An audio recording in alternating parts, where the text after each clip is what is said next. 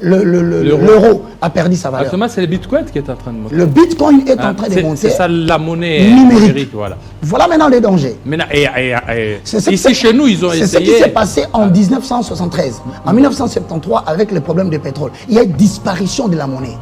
Ce sont des phénomènes monétaires réels qui arrivent dans le monde. Mais dans les cas échéants... Mais ici, on a connu avec MyGold. Écoutez, ça sont des ce sont des escrocs. Ce sont des escrocs non contrôlés. Donc, quand je dis qu'il y a dévaluation de la valeur monétaire, il se pose maintenant un problème au niveau de chaque nation. Dans la dévaluation de la valeur monétaire, mon frère David, il y a une réalité, c'est que ça favorise l'exportation.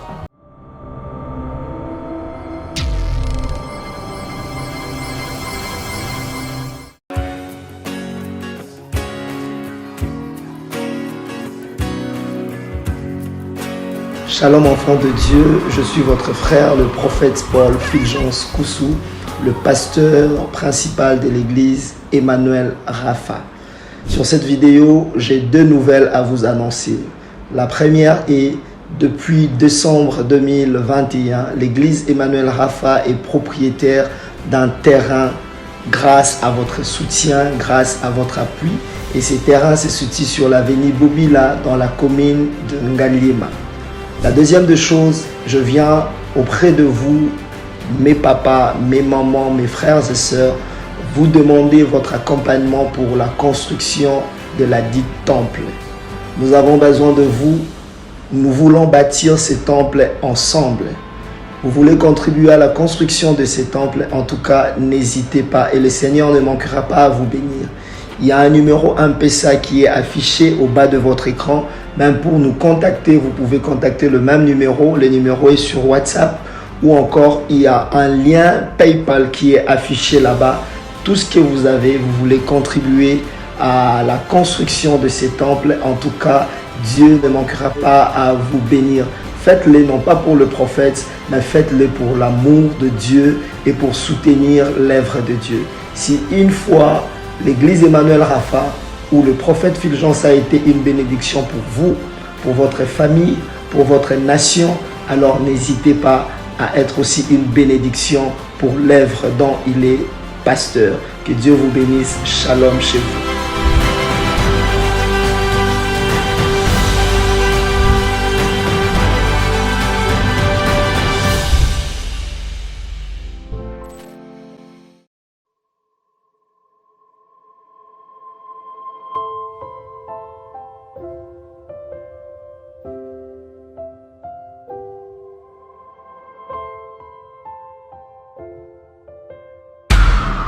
Spéciale retraite de prière et de délivrance en direct des radios Purim. Du mercredi 5 octobre au vendredi 14 octobre 2022 avec les bishops Ézéchiel Zoka. Horaire de prière 5h heure de Paris, 18h heure de Paris, 0h heure de Paris. Et le vendredi 14 octobre, c'est la clôture avec une veillée de prière de 23h à l'aube. Thème: vaincre les problèmes résistants. Vous pouvez suivre ce programme en téléchargeant notre application Android Radio Purim sur Play Store ou par notre site web www.radiopurim.com. Hormis ce programme spécial, suivez le bishop Ézéchiel Zoka chaque jour sur la radio Purim à 0h heure de Paris dans la tranche de prière La bombe de nuit. Infoline plus 243 97 81 63 509 plus 243 89 64 65 819.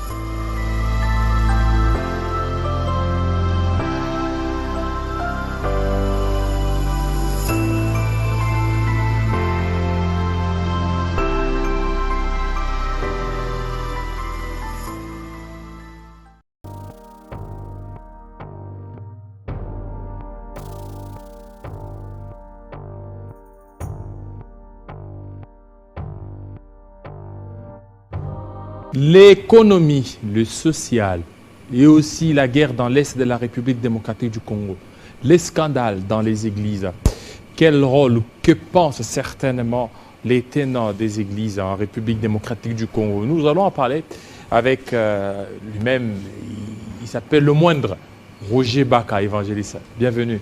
Merci beaucoup, pasteur David Kilolo. Alors, vous vous appelez le moindre, pourquoi? Parce que vous voulez...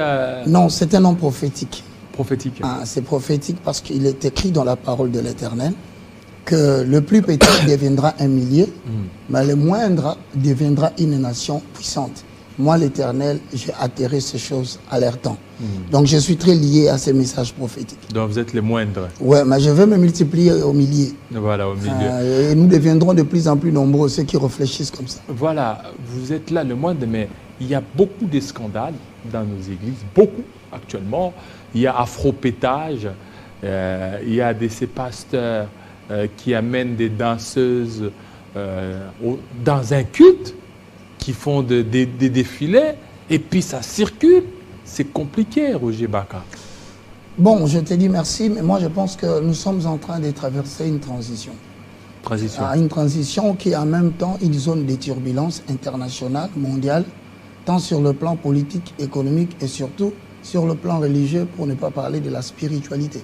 Alors cette transition va plonger le monde dans des turbulences, qui risquent d'être mal interprétées par les uns, qui risquent d'espérer au chaos. Mais moi je suis là pour leur dire, c'est une transition, considérez-le comme telle, ce sont des phénomènes que le monde a connus. Et le milieu religieux ou le milieu spirituel particulièrement, c'est secoué. Pourquoi? Parce que la prêtrise ou la qualité des sacrificateurs que vous avez dans votre pays détermine l'héritage en bien ou en mal que cette nation doit posséder. Donc une bonne prêtrise ou une bonne sacrificature enfantera une nation puissante. Mais une mauvaise prêtrise, une mauvaise sacrificature, nécessairement et de manière inéluctable, va engendrer aussi une nation faible. Moi je pense que Congo étant un pays avec un destin prophétique, tel que l'a préconisé Kimbangu, quand il disait Mokolo Zali, Motomoindo akokoma mondele, mondela akokoma Motomoindo. Et il voulait tout simplement dire, si je peux paraphraser cela, qu'il adviendra des temps où l'homme noir, l'homme du Kamat, l'homme de l'Afrique deviendra une bénédiction pour l'homme de l'Occident. Et je crois que ce n'est pas loin. Mais la transition voudrait que nous puissions passer un marasme, une période de sécheresse spirituelle, de la dépréciation de la valeur de l'homme de Dieu. Vous savez, David, il y a une chose importante, c'est que tout le réveil qui se sont produits dans l'histoire du peuple juif a toujours été précédé d'une période de marasme spirituel. Je te prendrai l'exemple de 1 Samuel chapitre 3, lorsque nous parlons de la naissance et justement de ces garçons qu'on appelle Samuel. Samuel est la réponse de Dieu à la décadence spirituelle qu'a connue Israël. Donc ça veut dire qu'il faut qu'à un moment donné, que nous puissions en avoir ras-le-bol, un sentiment de regret de la classe ecclésiastique, afin que Dieu suscite une nouvelle classe. Regarde, Élie était le sacrificateur. Il avait deux fils, Ophni et Phinehas. Mais la Bible dit dans le livre de 1 Samuel chapitre 2, le verset, dans son verset, je voulais dire 12, il dit, le fils d'Élie était des hommes pervers. Comment un sacrificateur peut engendrer des enfants pervers? Non seulement qu'ils étaient pervers, ils prenaient les femmes. Il y a d'autres qui disent que ce sont les esprits, les démons que son père chasse qui se retournent contre les malheureusement, enfants. Je pense que lorsqu'on veut arrêter la croissance, la grandeur, la promotion d'une nation, il y a des domaines, dès que vous les touchez, vous avez touché l'avenir de cette nation. Notamment les domaines spirituels, notamment les domaines éducatifs, et pour le Congo particulièrement, c'est le domaine aussi politique. Alors, puisqu'on a bouleversé notre spiritualité, on nous a embrigadés, on nous a mis dans un système d'esclavage, de vassalisation à l'occidental. Alors, il faudrait maintenant qu'il y ait des hommes intelligents, moi je les appelle des élites spirituelles, à la fois économiques et politiques, qui soient capables de thématiser les données pour donner une certaine compréhension et une lecture correcte qui pourra nous faire sortir de cette situation. Et bien, tu vas constater qu'à l'issue de cette décadence du respect des lois spirituelles, ils prenaient les femmes d'autrui, les prophètes, ce qui se passe aujourd'hui. Ça, ce sont les fils les fils d'Élie le sacrificateur. Ils faussaient la justice, chose que nous vivons aujourd'hui. Et la Bible dit, voici les caractéristiques principales. Samuel était dans la maison de l'Éternel, mais voici les éléments importants. La parole de l'Éternel était rare. Nous sommes en train de vivre justement les éléments caractéristiques de la période de Samuel. La parole de l'Éternel est devenue rare. Voilà, la rareté de la parole n'est pas sur le point qu'il n'y a pas de gens qui prêchent. Non. La rareté de la parole se focalise sur le point où plusieurs ne s'identifient plus à la saine doctrine. C'est justement le livre de 2 Timothée au chapitre 4, le verset 1 à 2, est en train de le stipuler. Il adviendra des temps où les gens ne s'attacheront plus à la saine doctrine. Ils auront la démangeaison d'écouter des choses qui leur plaisent. Ils se donneront et même toute une foule de docteurs. 2 Timothée, encore chapitre 3, le verset 1, il dit, sache que vers le temps de la fin, il y aura des moments difficiles. Les gens seront égoïstes, fanfarons, blasphémateurs. Ça ne devait pas nous étonner. Tout ce que vous vivez aujourd'hui, je le dis à l'élite qui est encore dans la maison de l'Éternel, je le dis à la jeunesse qui aspire encore à la crainte de Dieu au travers d'une vie de sanctification caractérisée par une vie de prière et de la connaissance de la parole. Je vous encourage, ne désespérez pas. Tout ce que nous sommes en train de vivre dans ces pays sur le plan spirituel, c'est le prérequis d'un grand accomplissement et d'un grand réveil spirituel. Voilà pourquoi Élie lui-même commence... Oui, mais il y a la dépravation des mœurs. Mais justement. Aujourd'hui, ces jeunes qui ont cru en ces hommes de Dieu, qui ont cru en ces pasteurs, ces jeunes commencent beaucoup plus à se perdre. Et c'est devenu trop dangereux. On comprendrait si c'était un homme mondain, tel qu'on le dit, mais ça vient des pasteurs. Certains cris viennent des pasteurs et c'est compliqué. Vous savez, lorsque vous regardez les synoptiques, il y a le livre de Matthieu, il y a le livre de Marc, de Jean et de Luc. Ce sont des livres qui racontent le ministère terrestre d'Élohim, Jésus-Christ de Nazareth. Mais écoute bien, lorsque tu vas dans Matthieu chapitre 24, ça s'appelle le discours eschatologique. Autrement dit, la parousie. C'est l'ensemble des événements qui doivent se réaliser. L'ensemble des prédictions des catastrophes naturelles, l'ensemble des prédictions des catastrophes ecclésiastiques qui doivent arriver avant que ne revienne dans sa seconde venue Jésus-Christ de Nazareth. Ces éléments, lorsque vous les suivez, vous verrez que vers le verset 5, on dit « Plusieurs faux prophètes sont parmi vous ». Donc, ça veut dire qu'ils viendront sous mon nom, mais ne les suivez pas. Donc, l'arrivée de faux prophètes, l'infiltration de l'occultisme dans l'Église, la déflagration de la qualité des hommes de Dieu. Ça fait partie des prédictions de la Bible. Ça ne devait pas nous étonner. Les faux prophètes. Les faux prophètes. Les afropétages. Donc, c'est-à-dire que, pas de manière particulière, mais de manière générale, nous avons été... Il y en a plein. Nous avons été infiltrés, et à mon sens, je n'ai pas le pouvoir de le dire, à plus de 75% des faux qui sont au milieu de nous. Mais regarde bien. Lorsque vous allez dans les livres de Matthieu, chapitre 25, le verset 6 à 7, d'ailleurs, c'est la caractéristique de la période. Vous verrez que Christ parle de 10 vierges. En fait, les 10 vierges représentent l'Église au temps de la fin. Mais pourquoi il les divise à 10? C'est parce qu'ils seront 2 catégories. Il le scinde en 2. La première catégorie, c'est 5 églises qu'il appelle des églises folles. Pourquoi elles sont qualifiées de folles? Parce qu'elles s'attachent à la parole, mais pas à l'huile. Ils ont la lampe. Psaume 119, le verset 105. Ce qui démontre que c'est quoi la lampe. Il dit, ta parole est une lampe à mes pieds et une lumière sur mon sentier. Mais lorsque tu es dans 1 Samuel, au chapitre 3, le verset 1, la Bible dit, la parole de l'Éternel était rare. Donc ce qui veut dire aujourd'hui, il y a détérioration de la valeur de la parole. C'est-à-dire nous sommes entrés dans des histoires qui n'ont rien à voir avec la saine doctrine. Entre autres, la prédication de la prospérité, la taraxie, le bien-être matériel, la délivrance, les combats spirituels. Voici cet ensemble des éléments. Donc le combat spirituel, c'est pas de la saine doctrine. Mais le combat spirituel tel que prêché en République démocratique du Congo, mais c'est de l'arnaque spirituelle. Comment de l'arnaque? Parce que quand tu vas dans Ephésiens chapitre 6, le verset 12 au verset 18, l'on parle justement des ressources des chrétiens en temps de marasme. On ne lui dit pas que son père est sorcier. Nous n'avons pas lutté contre la chair et le sang. Justement, mais quelle est la chair? Mais c'est ton père. La chair, c'est ta mère. La chair, c'est son tes contemporains. La société est organisée sur base des valeurs physiques et morales. Mais lorsque tu vas dire à un chrétien que si tu ne travailles pas, c'est parce que ton oncle paternel t'a ensorcelé. C'est ton fils qui est sorcier. Il faut t'éloigner de ta maman. Il faut t'éloigner de ton papa. Il faut déchirer ta famille. Plus loin, il faut divorcer avec ta femme sorcière. Écoute mon frère, nous n'avons pas à lutter contre la chair et le sang. Voilà là où je suis en train de te dire la déflagration de la qualité de la parole. Ça aussi, c'est une prédiction. Prospérité, écoutez, la prospérité. La prospérité, la taraxie, le bien-être matériel. Taraxie, c'est quoi? La taraxie, mais c'est l'abondance, le bien-être matériel. Donc là, il ne faut pas l'abondance. Regardez. Mais la Bible dit c'est la bénédiction de l'Éternel qui enrichit. Dieu ne l'a fait souffrir d'aucun chagrin. Or, la bénédiction... L'abondance, comme vous avez l'abondance. La bénédiction de l'Éternel renvoie à Roger Baka a une télévision, Roger Baka a des jolies voitures, Roger Baka a des jolies montres, Roger Baka, il passe beaucoup plus son temps au niveau des grands hôtels.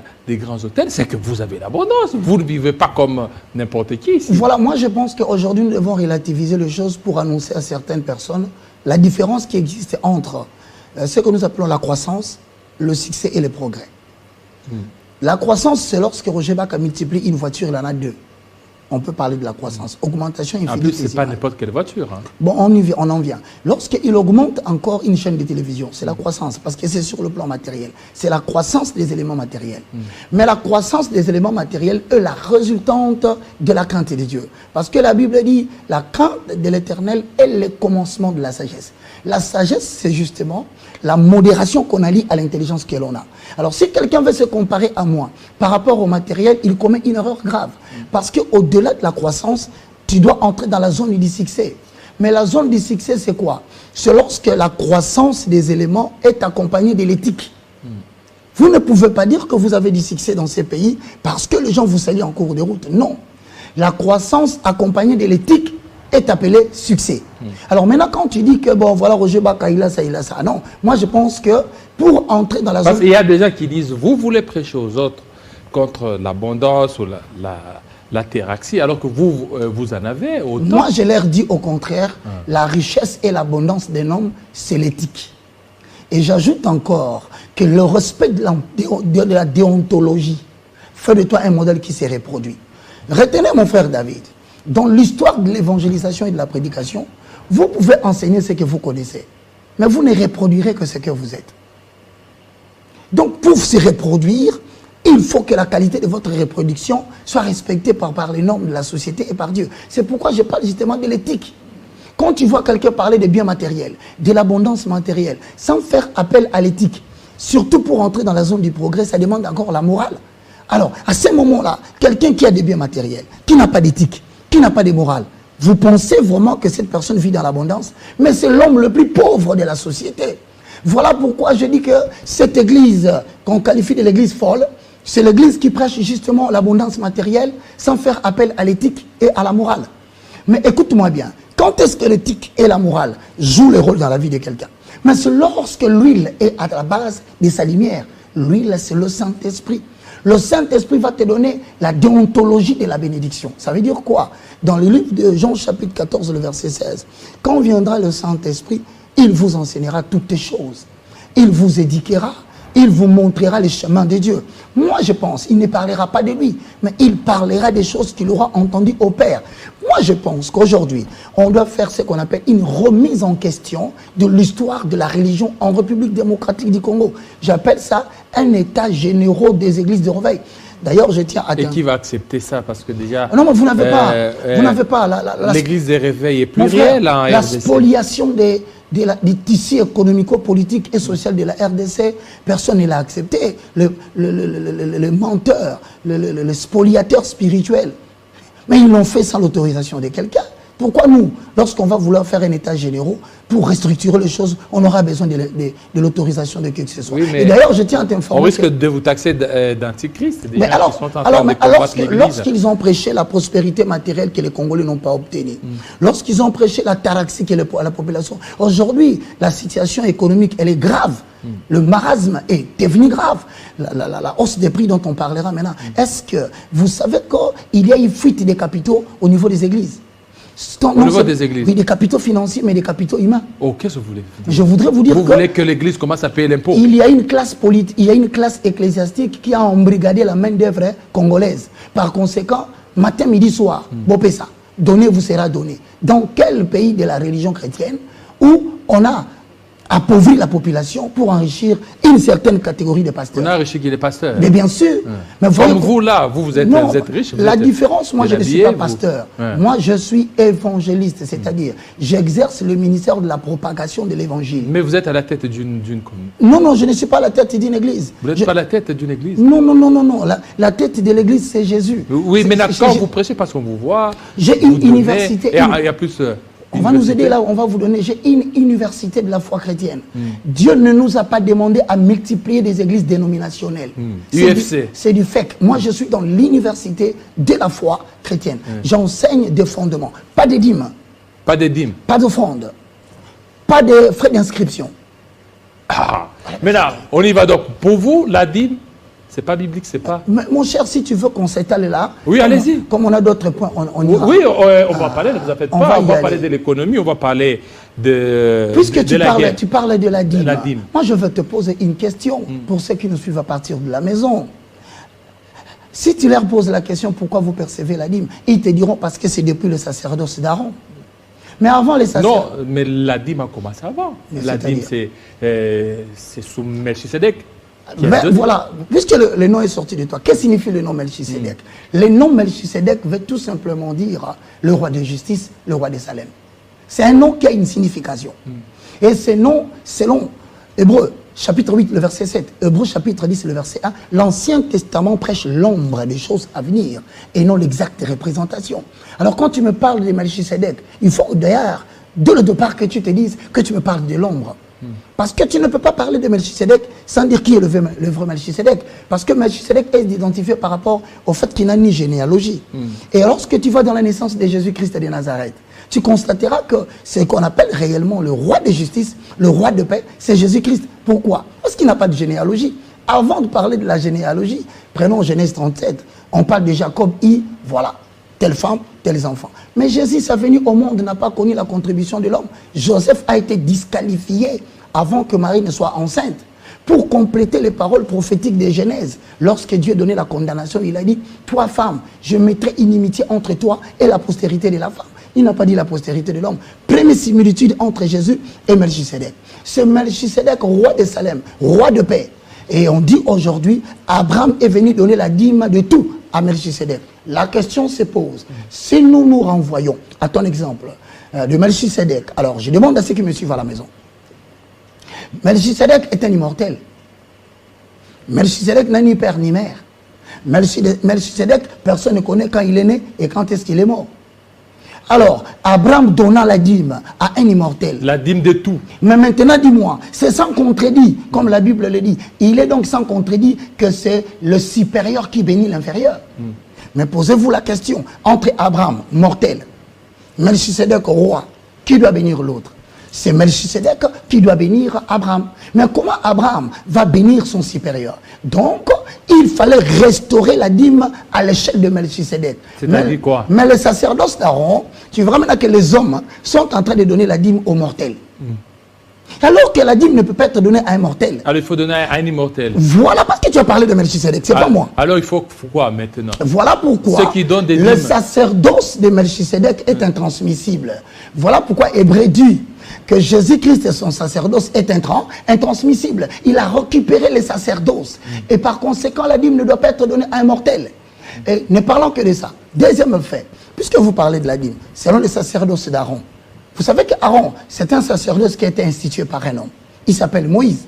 Maintenant, tous les Lévites qui percevaient les sacerdoces, comment ont-ils pu disparaître dans l'histoire du peuple juif en termes de temple? Jésus-Christ, qui a été le dernier sacrificateur souverain, il n'est même pas Lévite, il est de la tribu de Juda. Et lorsqu'il est mort, vous savez pourquoi il est ressuscité? C'est parce que son sacerdoce est intransmissible.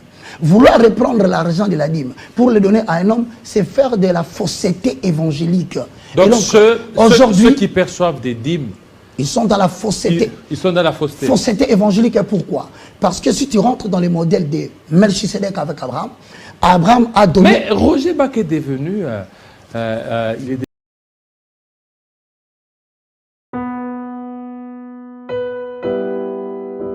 Bien-aimés dans le Seigneur, shalom. À vous qui ont un grand cœur, bino bao mitema nzamba pesa bino mitema malamu, mitema kusunga.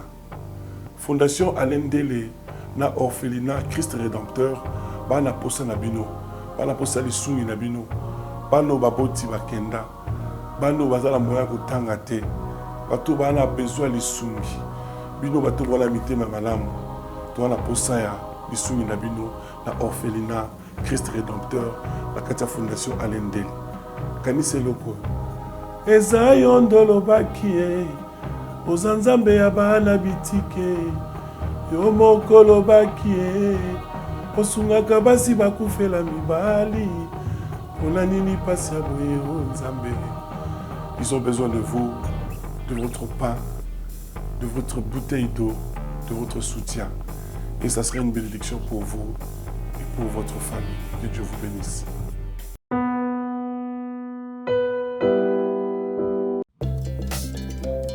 Bien-aimés dans le Seigneur, mbote na bandeko nyos bazolanda biso en direct. Wana ezalaki liboso na bino simple instrument le prophète Israël Mbambo. Oazo kamba église pentecôtiste prophétique, la parole puissante. Église est lancée opération ya chaque parcelle. Na bandeko nyos bazali partout dans le monde. Dieu Zambe azanga te kopambola yo. Roi moko na Bible abela, malade abela ki baibisi ya kufa. Et à l'objet que Seigneur, souviens-toi de moi. Et prophète Zongi ebisi okufate pour Zambe akanisa kiye. Et loko nini oyo Zamba ko kansela yo soko za la passe. Mais na yebisi nde komoko place ozona ndanga yona ngai mibale misatu. Soki to telemi to soutenir œuvre Nzambe, Zamba ozanga te kopambola biso. Contact na biso, ba numéro na biso eza na sebe krawana, WhatsApp, M-Pesa, numéro ya compte bancaire. Soko soutenir œuvre Nzambe, Zamba ozanga te kopambola yo.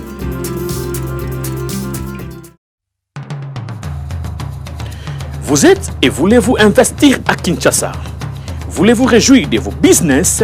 L'opportunité à ne pas rater. Toronto City VIP à Maluku. Un des meilleurs endroits pour résider ou implanter votre business. À quelques minutes du fleuve Congo, le fleuve de nos ancêtres. Juste en face de la zone économique si spéciale qui est le quartier commercial et industriel de Maluku. Waouh! Non loin du centre de ville Maluku, un quartier en pleine expansion, à quelques mètres du Macadam. Toronto City vous propose un terrain de 20 mètres sur 20 avec des bornes cadastrales. Sur un site accessible, urbanisé, avec espace de jeu, espace vert, magasin, centre médical, marché, etc.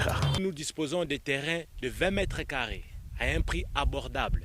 Donc, je voulais juste faire l'appel à nos frères de la diaspora, de partout où vous êtes, en Afrique, en Amérique, à l'Océanie, à l'Europe, en Asie, pour venir acheter les terrains, les parcelles de 20 mètres carrés que nous sommes juste en train de morceler. Vous allez bien voir qu'il y a des bornes, il y a même les travaux qui sont juste en train d'effectuer. Donc, le terrain est bel et bien assuré. Il y a l'eau non loin de nous. Vous allez voir, derrière moi, c'est la régie des eaux. De l'autre côté, c'est le société Vodacom. De Vodacom. Et devant moi, c'est juste World Vision. Là où Vision Mondiale sont juste en train aussi à un projet de construire les maisons pour ces travailleurs. Donc voilà, nous sommes ici à Maluku. C'est déjà un endroit habitable. Et les quartiers, comme vous allez voir de l'autre côté, c'est déjà habitable. Il y a déjà les gens. Et c'est non loin parmi les autres cités que vous connaissez déjà. Donc je suis très fier de vous présenter ces produits qui n'est rien d'autre que, oui, nous achetons les voitures, nous achetons tout ce que nous pouvons avoir. Mais avoir une parcelle, c'est vraiment une très bonne chose. Pour tout contact, contactez Willy Mafuta au +1 90 57 30 15 40. Toronto City, waouh, les 4 qui nous réservent l'avenir de demain. Vive le Congo, vive Kinshasa. est devenu beaucoup plus extrémiste, c'est quoi? On a connu Roger c'est toi qui m'as dit, David, qu'Abraham a donné à Melchisedec, c'est pas moi. Oui. Mais alors, donc pour vous, vous ne posez pas la dîme. Je rentre dans ton modèle. Non, j'ai dit, vous ne posez pas la dîme. Je dirais le mien, mais je prends ton modèle. Vous ne posez pas les offrandes. Non. Il n'y a pas d'offrande. Papa, il n'y a pas de dîme. Dans tout ce que je te dis, je te donnerai la conclusion. Je suis en train de répéter. Si vous rentrez dans le modèle d'Abraham et Melchisedec que David vient d'énoncer, posez-vous la question. Est-ce que lorsqu'Abraham a donné, il a donné 10%? Il a donné 1/5, puisque la dîme, c'est le 1/10 de votre revenu. Mais est-ce qu'Abraham a donné 1/10? La Bible est claire là-dessus, il a donné la dîme de tout. Mais pourquoi vous ne demandez pas aux gens de donner tout? Parce que vous avez le modèle. Non, c'est la dîme de tout ce qu'il a fait. Il a fait la sommation pour donner la dîme. Maintenant, quand on dit la dîme de tout, selon toi, c'est quoi? Non, c'est... 1/10.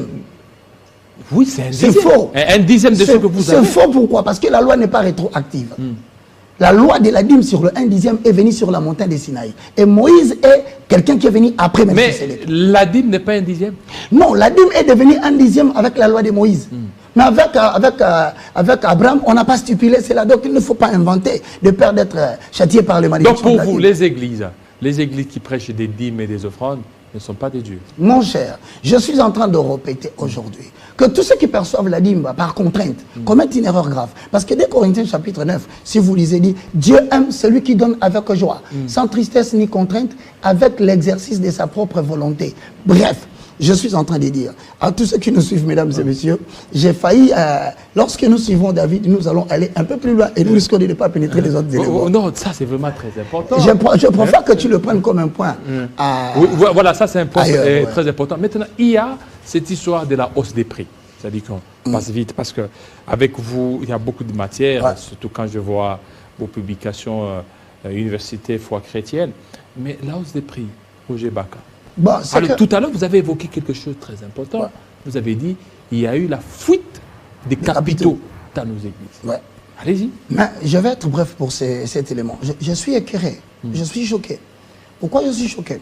Parce que j'assiste à une scène dans des débats télévisés des communicateurs qui se permettent d'aborder des matières scientifiques pour défendre une certaine position de l'opposition ou une certaine position de la majorité. Moi, ça me choque. Pourquoi? Nous avons des professeurs. Je citerai Babi Moulumba. Je citerai le professeur Kabea Chikoumou. Père Sonam Kinzon Timfuto qui dit nous avons des éminents professeurs en économie qui peuvent nous expliquer ce qui se passe. Ce qui se passe là, l'augmentation des prix à la consommation cache une autre situation, un autre phénomène mondial. Parce que j'entends aujourd'hui, les prix ont augmenté, le gouvernement ne sait rien faire, l'autorité politique est néant, le bilan est négatif. Mais attention, vous savez, des fois, si vous suivez les politiques, il risque de vous désorienter. La situation que nous vivons, c'est une situation de hausse de prix à la consommation, mais qui cache une inflation. Ça s'appelle l'inflation monétaire, qui n'est rien d'autre que la dépréciation de la valeur de la monnaie, la dévaluation de la valeur monétaire. Et cette dévaluation de la valeur monétaire, c'est la conséquence de l'effondrement du système monétaire mondial. Regarde bien, aujourd'hui, tu verras que nous sommes en train de traverser une hausse de prix générale partout dans le monde. Pourquoi? Il y a des blocs qui sont en guerre. Les blocs occidentaux avec les blocs de BRICS. Les blocs de BRICS, c'est justement ces blocs de la Russie, de la Chine, Brésil, Afrique du Sud et plusieurs pays de l'Asie du Sud-Est. Qu'est-ce qui se passe? Nous sommes en train d'assister à une dévaluation de la valeur monétaire des devises internationales. En 1944-45, après la Deuxième Guerre mondiale, l'on a adopté le dollar comme l'unité de réserve pour toutes les économies du monde, parce qu'ils avaient gagné la guerre. Mais au fur et à mesure de l'injection des billets de monnaie, de la délimitation des frontières, le flux interne-externe, la communication avec d'autres nations, la valeur, la monnaie a commencé à se déprécier. Premièrement, le dollar était évalué par rapport à l'or. L'or a perdu son échelle, le dollar était du pétrodollar. On évalue le dollar par rapport au pétrole. Mais aujourd'hui, ce n'est pas par rapport à ces matières-là qu'on est en train d'évaluer le dollar. Et d'ailleurs, le sommet des BRICS vient de se réunir et vient de décider deux grandes décisions qui vont affecter le monde en 2023. Premièrement, c'est l'annulation des dollars comme étant l'unité des réserves. Deux, c'est l'émergence d'une nouvelle monnaie numérique. Alors, avec cette histoire même, le sommet de tous les banquiers centraux. La monnaie numérique, comme voilà. ce qui s'est passé... Bien sûr. Ok, je vais venir. Donc, nous sommes en train d'assister, mon frère, à une zone de turbulence grave. Pourquoi? Parce que cela nous conduit justement, pour ceux qui ont fait de l'économie, moi j'ai eu la chance de passer à l'université de Kinshasa, où je finis en économie, je salue tous mes professeurs. Nous tendons vers une stagflation. Parce que lorsque l'inflation monétaire augmente dans la dépréciation de la valeur monétaire, il y aura une hyperinflation. Soit les économistes qui sont des banquiers cherchent à gérer cette inflation pour que cela n'atteigne pas 2 chiffres, 3 chiffres. Mais à un moment donné, ils vont constater que c'est impossible parce que la situation, elle est mondiale. Alors, qu'est-ce qu'il faut faire? Il faut laisser couler l'inflation. Mais le risque que nous courons, c'est qu'en 2023, il y aura l'austérité en Europe. Il y aura l'austérité partout. D'ailleurs, le yen a perdu sa valeur, le dollar a perdu sa valeur, l'euro a perdu sa valeur. Actuellement, c'est le Bitcoin qui est en train de monter. Le Bitcoin est en train de monter. C'est ça la monnaie numérique. Voilà. Voilà maintenant les dangers. Maintenant, ici, chez nous, ils ont essayé... C'est ce qui s'est passé en 1973. En 1973, avec le problème du pétrole, il y a une disparition de la monnaie. Ce sont des phénomènes monétaires réels qui arrivent dans le monde. Mais dans les cas échéants... Mais ici, on a connu avec MyGold. Écoutez, ça sont des ce sont des escrocs. Ce sont des escrocs non contrôlés. Donc, quand je dis qu'il y a dévaluation de la valeur monétaire, il se pose maintenant un problème au niveau de chaque nation. Dans la dévaluation de la valeur monétaire, mon frère David, il y a une réalité, c'est que ça favorise l'exportation. Lorsqu'un pays évalue sa monnaie, ça favorise l'exportation, mais dans la mesure où il produit. Mais pas un pays comme la France. Parce que vous parlez toujours de la RDC. Allez vérifier. Ce système ici qu'on est en train de connaître de la flambée des prix, mais a des conséquences néfastes dans les pays occidentaux. Prends la France par exemple. Tu sais que le paiement même de l'énergie électrique est monté 10 fois plus. Vous voulez dire que c'est parce que Macron est incompétent? Je n'appuie pas le président de la République. Mais ils ont parlé parce que je ne me rends pas que les gens à la guerre de la Russie et de l'Ukraine. Mon frère, la situation de la guerre de la Russie et de l'Ukraine, c'est la mutation de puissance. Qu'on ne vous trompe pas, le monde tend vers une mutation où... Oui, maintenant l'Ukraine est en train de récupérer toutes les positions. Ce sont des politiques bien établies, moi je te le dis. Et dis-moi pourquoi la Russie ne réagit pas. Il y a eu un sommet, la Chine, le président de la Chine a été avec le président de la Russie. Et d'ailleurs, je vous informe que Charles, qui vient d'avoir le pouvoir en Angleterre, vient de tenir une réunion très très suspecte avec Macron. Je vous informe encore dans la Chambre Noire aux États-Unis d'Amérique, le groupe des 7 vient de tenir réunion. Qu'est-ce qui se prépare à l'horizon? Il se prépare à l'horizon une chute de la banque. Chute de la banque. Ok, mondiale. Ça aura des répercussions graves sur les économies des nations africaines. Maintenant, ici, prenons le cas. Je voudrais bien. Tu sais, j'aimerais bien quand même que nous puissions inviter des experts en cette matière. Moi, je ne suis pas expert. Moi, je ne suis qu'un simple petit économiste, comme je le dis, le moindre des économistes. Mais écoute bien, une nation qui n'a pas de production, une nation qui n'a pas à exporter, face à la dévaluation monétaire, mais il est voué à la mort. Pourquoi? Parce que je te pose une question. Regarde en France. Vous allez constater, les Français vont, ceux qui sont en France vont me contredire si je dis des faussetés ou je raconte n'importe quoi. Le prix du gaz ou de l'électricité, voulais-je dire, est passé de 85 € mégawattheure à 1030, je dis bien 1030 €. Une augmentation de 10%, de prix de 10 fois plus fort. Pourquoi? Parce qu'il faut qu'on puisse gérer maintenant la transition énergétique. Parce que c'est réel. La France est en train d'exiger à ce qu'au mois de février, ils vont passer à une gestion, ils vont établir des bons citoyens. Un bon citoyen, c'est quelqu'un, par exemple, qui ne voyage pas 3 fois. Un bon citoyen, c'est quelqu'un qui sait bien gérer l'énergie électrique et le gaz. Et donc, ces modèles se proposent déjà de l'austérité. Mais si vous le dites ici en Afrique, on va vous dire, ah non, mais voilà, le pays va mal, et tout va mal. Moi, je voudrais qu'on dise quand même la vérité économique aux peuples qui nous suivent. Mes frères, ce n'est pas un problème de l'augmentation du prix à la consommation. C'est une notion qui cache, d'ailleurs le professeur le plus brillant viendront vous le dire, l'inflation monétaire. Nous sommes en train d'assister à la dépréciation de la valeur monétaire sur le plan international. Ça aura des répercussions sur les économies des nations. Donc, solution, nous devons quitter de l'économie du sous-sol, des matières premières, pour arriver à l'économie du sol. Parce que nous avons commis des erreurs très graves qui jusqu'à présent ont des répercussions. Prenons par exemple la zaïranisation. Mais cette mutation de la main-d'œuvre intellectuelle à la main-d'œuvre locale, les entreprises sont tombées en faillite. Beaucoup. 1996. Vous savez que le Kivu, l'Ituri et l'Est, parce qu'on n'a pas eu le temps d'en parler, ce sont des parties de la République qui pouvaient nous produire 600 000 tonnes de cheptel de bétail. Aujourd'hui, ce n'est que des efforts locaux. Alors, est-ce qu'on ne peut pas dire aux Congolais aujourd'hui qu'il est temps comme la Hollande, que nous commencions à investir sérieusement dans le domaine agricole? 800 000, je dis 800 millions de terres arables. 3 millions ou 4 millions de terres non cultivables. Nous sommes en train de tout importer. Et nous focalisons notre attention sur la structure politique, la présidence, le député, le Sénat, le Parlement. Mais écoutez, mes frères, c'est pourquoi j'insiste que nous devons avoir des pasteurs, des hommes de Dieu, qui comprennent que Dieu ne descendra pas du ciel pour nous construire des routes. Dieu ne descendra pas du ciel pour qu'il puisse faire pour nous l'agriculture.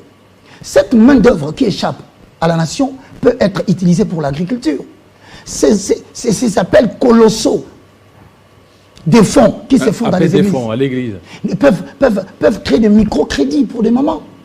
Mais où est-ce que tous ces pasteurs logent leur argent? À l'étranger. Vous assistez à une pauvreté. Mais ils sont en train de construire des églises, des temples, des grandes églises, des grands temples. Puisque tu rentres là, je parle de l'économie, je vais te dire. Hein. L'économie est une science qui a pour but l'étude de l'homme qui est située dans l'univers où règne une certaine multiplicité des besoins face à des biens qui sont rares. Multiplicité des besoins face à des biens qui sont rares. Et tu sais pourquoi aujourd'hui les groupes des Occidentaux veulent la dépopulation mondiale? Ils veulent réduire la population mondiale qui est à 8 milliards, 9 milliards, à 500 000. 500 000. 500 millions. Nous devons quitter les 8 milliards, 9 milliards à 500 millions.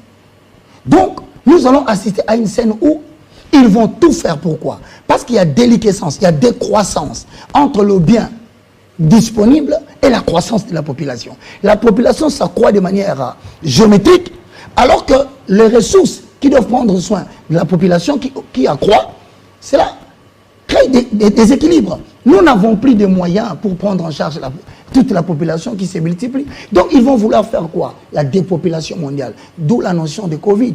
Cette histoire de Covid n'est pas une affaire... Mais déjà aux États-Unis, Biden a annoncé officiellement la fin de Covid-19. Oui, mais annoncer la fin de Covid-19, ce n'est pas grave. La question, c'est de savoir quel était le but poursuivi avec le Covid-19. Voilà, pour terminer. C'était tout simplement pour... Voilà, la guerre. Pour ébranler l'économie mondiale. Voilà, la guerre dans l'Est. Ça, c'est pour terminer ça. Mon ami, je termine par ça. Je crois que il est important en quelques minutes que nous puissions dire une chose.